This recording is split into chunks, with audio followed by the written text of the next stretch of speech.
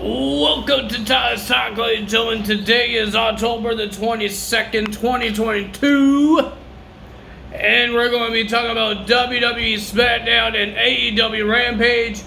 I did the same thing I did the last couple of days. I watched it live. I filmed it Friday night, and then I upload it on the morning. So, I hope you guys enjoy this. I'm a little tired because I watched 2 wrestling shows for 3 hours. So, it's a little tiring. So, ladies and gentlemen, let's get to it. We got some AEW Rampage to talk about. We got the Acclaim. We'll be versing Tony Nese and Josh Woods for the World Tag Team titles and the trademark of scissoring. The thing that they do, their handshake. Well, it was a pretty decent match. Of course, Mark Sterling has to make it hard by saying that Billy Gunn did something and he got kicked out of the arena. The arena. But ladies and gentlemen, the winner of that match and still your World Tag Team Champions, the Acclaim. And looks like Sterling wasn't going to give back the trademark, but Billy Gunn came back and took it from his hands, and then the Acclaim started stomping on the grapefruits of Sterling, because that's what they said they're going to do in the rap. Max Caster, they're going to kick his ding dong. And that's what they did. And they did the Doggy Boys thing, but they didn't do the what's up. And then Bowens did a leg drop into the ding dong of Sterling. Then we had Hook defending his FTW title against Arya Daivari. And Arya Daivari still wants to buy it. I really don't know what's happening in this rivalry match, because I don't really watch AEW Rampage, Elevation, or AEW Dark. So I don't really. I'm starting to watch Rampage. This is my second time watching it live, and it's not bad, I guess. It feels like the same thing as WWE main events.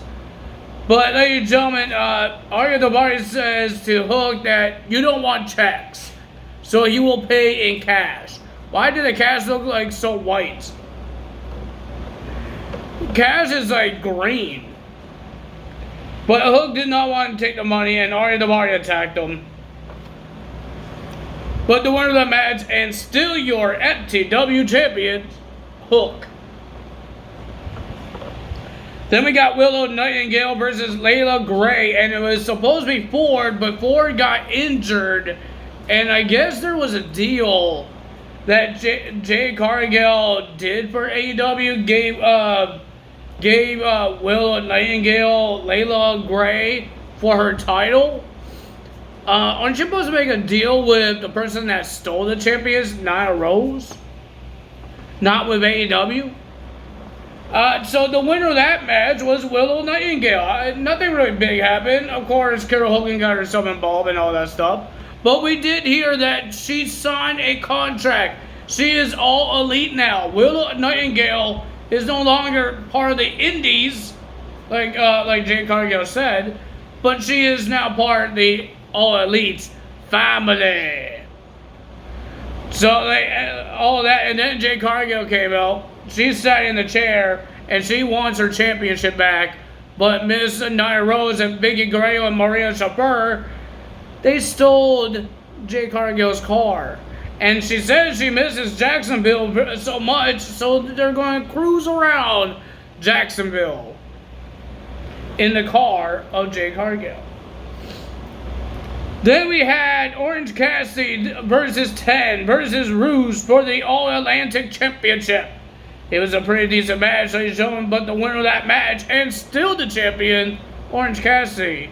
But 10 and Rouge do they still have a problem with each other?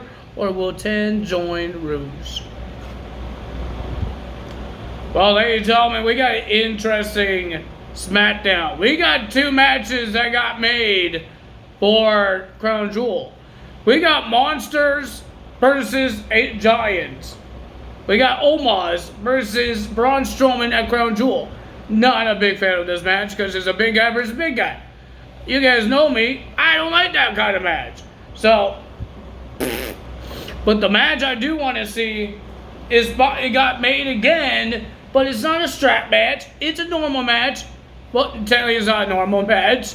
It's going to be Drew McIntyre versus Karrion Kross in a steel cage match at Crown Jewel. And ladies and gentlemen, we got some segments that happened. Logan Paul, and we heard from Bray Wyatt. Because he didn't finish what he said last week. Remember, he got interrupted by that creepy mask guy that was on the Titantron. And then he was in the backstage and he said everything. But he says he's going to do horrible things. And now he's just a servant. And he's going to do whatever the circle takes him. And then the creepy mask guy happened again. There wasn't a QR code. I guess there's another guy that needs to be revealed. And he said, howdy. Is that Bray as another persona? Or is that another superstar? I have no idea. Well, ladies and gentlemen, we got Sheamus will be versing Solo Sikoa in the match. And everybody tried to interfere, mostly the Bloodline. The Brawling Brutes did not interfere until the Bloodline did, when Sammy tried to distract the referee going on the apron. And then Butch, he took down Mr. Sami Zayn off the apron, and then he got super kicked, and then over the announce table, and then Ridge Holland had some little offense there, punching the Usos, but he got super kicked over the announce table, and then the Usos lifted the announce table on top of the Brawling Brutes. Can't save Sheamus this time. Well, ladies and gentlemen, the winner of that match was Solo Sikoa, getting the win. But at the end, the whole Bloodline, all 4 guys, attacked Sheamus, and they attacked Sheamus's bad arm, his hurt arm, injured arm. And ladies and gentlemen, they put his arm in a steel chair. And then they put it on the steel steps and start smacking it with another chair. And Sheamus must be hurt really bad. But ladies and gentlemen, we have a different side of Liv Morgan now. Liv Morgan, every time she gets hit by Sonya Deville, she wouldn't stop laughing and smiling and all that stuff. But ladies and gentlemen, Sonya Deville did something to make her so angry. And then she fought outside the ring. She starts slamming Sonya Deville's face into steel steps multiple times. But ladies and gentlemen, nobody won this match because it was a double countout. But Liv Morgan wasn't done there. After she starts smashing Sonya Deville's face into steel steps, she grabbed a whole bunch of chairs. And she slid it in the ring, and then she put it in the pile and did a superplex on Sonya Deville on top of a pile of chairs. What is happening with Liv Morgan, and what turned her into a creepy monster? Why is everybody have to be creepy monsters here? I understand it's Halloween, but does everybody have to act like a creepy monster? Then we have Io Sky, I always call it Io Shirai, and Dakota Kai will be versing Raquel Rodriguez and Shotzi for the Women's Tag Team Champions of the World. And ladies and gentlemen, the winner of that match, and your still champions, Io Sky and Dakota Kai, Damage Control, wins the match. Then we heard that Rey Mysterio will get a shot of the Intercontinental title in 2 weeks. But he will have to face one of the men of Gunther's.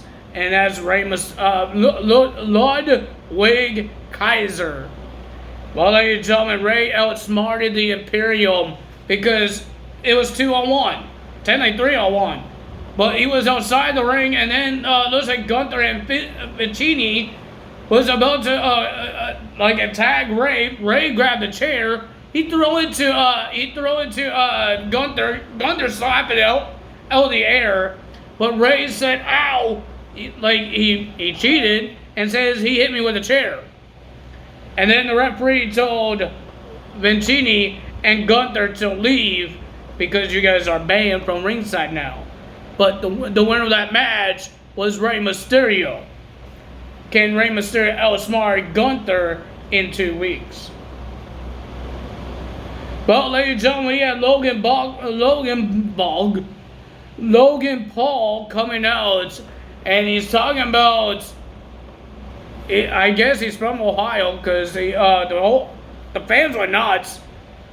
But ladies and gentlemen, you look at the hard cam. I'm the hard cam, and he just called me a dummy because I don't believe in him. I'm just joking. He didn't call me a dummy. Well, technically, he did call the haters, the people that don't believe him, they doubt him. He called them dummies. But ladies and gentlemen, he says he could do that one lucky shot still. And then Logan Paul got attacked by Jey Uso when Sami told Jey Uso, the tribal chief, said, and I quote, "Don't attack Logan Paul." And he didn't listen. Mr. Jey Uso did not listen, and he attacked Logan Paul. He did that weird running face thing in the corner with his buttocks. And then Sami distracted him and says, "You had to get out of the ring." The tribal chief says, "We can't do that. Get out of the ring." And then he was about to do that thing that Umaga does again. But Logan Paul moved away, and then a one punch, boom! He knocks out Jey Uso. And ladies and gentlemen, Jey Uso is knocked out. He's out cold. He's out cold. Thanks to Logan Paul. But ladies and gentlemen, we heard that Roman Reigns will be making his return to SmackDown. He's not going to be happy that you did not listen, Jay.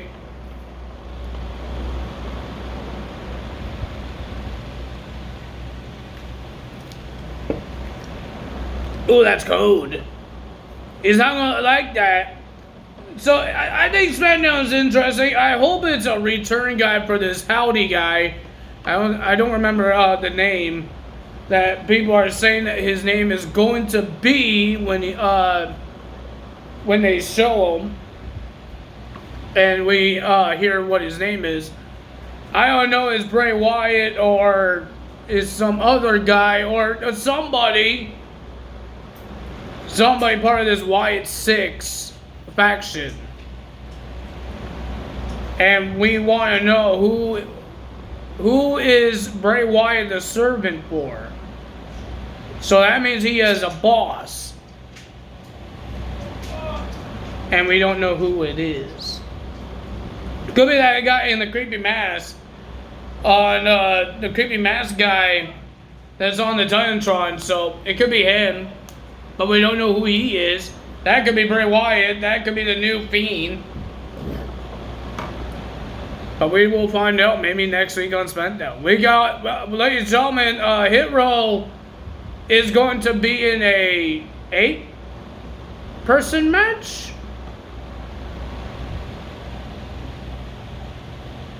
I think so. With Legatos. But BFAB says she has an idea because they need another partner. The question is it going to be a return guy or would it be somebody from NXT like they did on NXT? Had a whole bunch of Raw and SmackDown guys come into NXT and fight them. Or would it be a SmackDown guy or would it be a Raw guy? We have no idea what's happening. But if you guys enjoyed this video, hit the like button, leave a comment below, hit the subscribe button, hit that notification bell, and I will see you guys for Halloween Havoc results. I might just upload that video on the Saturday that is supposed to be on. But before we get going, ladies and gentlemen, we heard about the next pay-per-view, I believe, for NXT.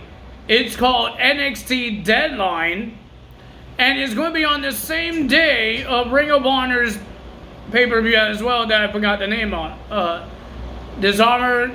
Honor, Dishonor, whatever it's called.